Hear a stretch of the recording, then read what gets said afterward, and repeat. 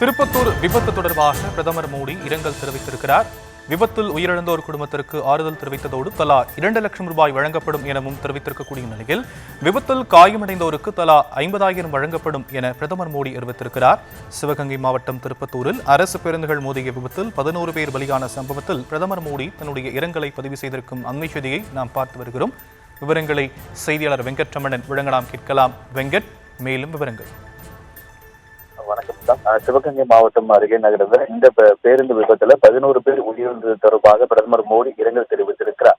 இது தொடர்பாக அவர் பதிவிட்டிருக்கக்கூடிய அந்த பதிவில், தமிழ்நாட்டில் சிவகங்கையில் ஏற்பட்ட விபத்தில் உயிரிழந்த அரசு பேருந்துகள் நேருக்கு நேர் மோதிய விபத்தில் உயிரிழந்தது 11 பேர் உயிரிழந்தது மிகவும் வருத்தம் அளிக்கிறது. தங்கள் அன்புக்குரியவர்கள் இழந்தவர்களுக்கு தனது ஆனந்த அனுதாபங்களை தெரிவித்துக் கொள்கிறேன். அதே போல இந்த விபத்தில் காயமடைந்தவர்கள் விரைவில் குணமடைய வேண்டும் எனவும் பிரார்த்திப்பதாக பிரதமர் மோடி தெரிவித்திருக்கிறார். அதே போல இறந்த ஒவ்வொரு நபர்களினோட குடும்பத்தாருக்கும் பிரதமருடைய நிதியிலிருந்து 2 லட்சம் ரூபாயும் காயமடைந்தவர்களுக்கு 50,000 ரூபாயும் நிவாரணம் வழங்கப்படும் என அறிவிக்கப்பட்டிருக்கிறது.